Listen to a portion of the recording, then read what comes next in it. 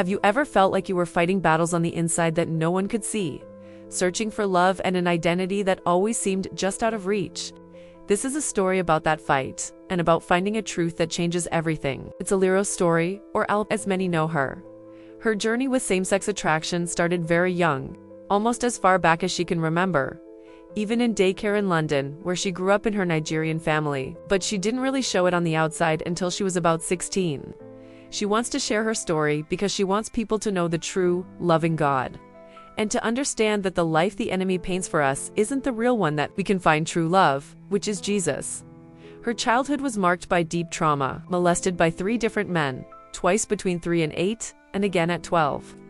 That early pain, she says, twisted her mind, and those attractions to women felt uncontrollable from a very young age. She grew up in a strict Nigerian household in London, and out of fear, she'd hide her true feelings, even taking her brother's clothes to wear at school, changing back before going home. At 16, she couldn't hide it anymore. She told her mom she liked girls. For many traditional Nigerian households, that can be hard to accept. Her mom had dreams for her, and it felt like those dreams shattered. It hurt. So, she went to live with her father in the north of England. He was much more lenient. If she wanted to shave her head, wear boys' clothes, he allowed it. And with that new freedom, Al says she went wild, shaved her head bald, wore boxers, sagged her pants, and started sleeping with women. Depression hit hard around 14, even before she moved north. Fueled by a longing for love she didn't feel she got at home, despite her mom doing her best. When her dad noticed how deep her depression was, he urged her to tell her mom about the molestation. She did, and her world flipped again. Some family believed her, but many disowned her. Around 17, she started seeing demons first, shadows, then vivid figures, especially when she was alone, in dark places, or not eating. In her new secondary school up north, she got into an obsessive relationship with a woman, a soul tie so strong that when they were separated, she'd bang her head on walls. She started cutting herself. The demons became more vivid, visiting her at 3 a.m. daily. One morning, she saw a tall, dark figure in her room, a terrifying experience that convinced her the devil was after her. A woman, a Christian, even told her stepmom, the devil and God are fighting for her soul. She planned to take her own life in her late teens, but the day she was going to do it, her stepmom, feeling led by God, found the knife under her bed the first time she'd ever looked there.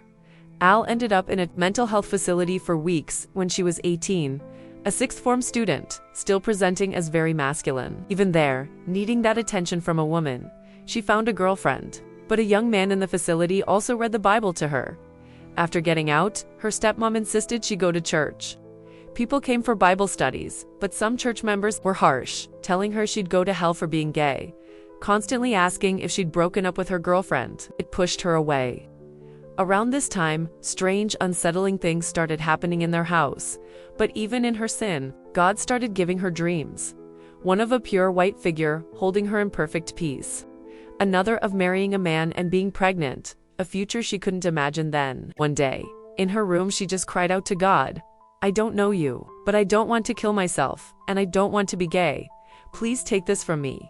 The next day, her cousin called saying he'd prophetically seen an angel behind her. At that exact moment, it wasn't people's condemnation, but God's love that transformed her. She got tired of running, of the torment. She wanted that peace she felt in the dream of Jesus. She fell in love with him, that initial all-consuming love, just wanting his presence. She got baptized, and it was like a switch flipped all. The old desires and pain felt left in that water. Instantly, the same-sex attraction was gone. No more cutting, depression, or suicidal thoughts. A clean slate. The journey of healing meant renewing her mind, letting go of everything to gain Christ. She quit her job, lost her car, left her flat, but there was a backslide. A new relationship with a man led to sin. She knew she needed to get back to that place of just wanting Jesus. In 2018, she fully rededicated her life to God. She realized that while she was delivered from homosexuality, the root issue of lust, now directed towards men, still needed healing. God convicted her about things like provocative dressing, and she renounced those ties to lust. She became bold about her testimony, losing friends but choosing Jesus above all. She realized her past attractions were often her being a broken young woman, looking for love, trying to fill a void that only Jesus could fill. now walking with the Lord for about 7 years. Her relationships with her parents are good. They see the incredible change in her and are proud to all Jesus' life itself. When all she wanted was death, he showed her life, his love, a new perspective. Her prayer is that everyone watching would encounter that same Jesus, let him love them, and find the freedom he offers.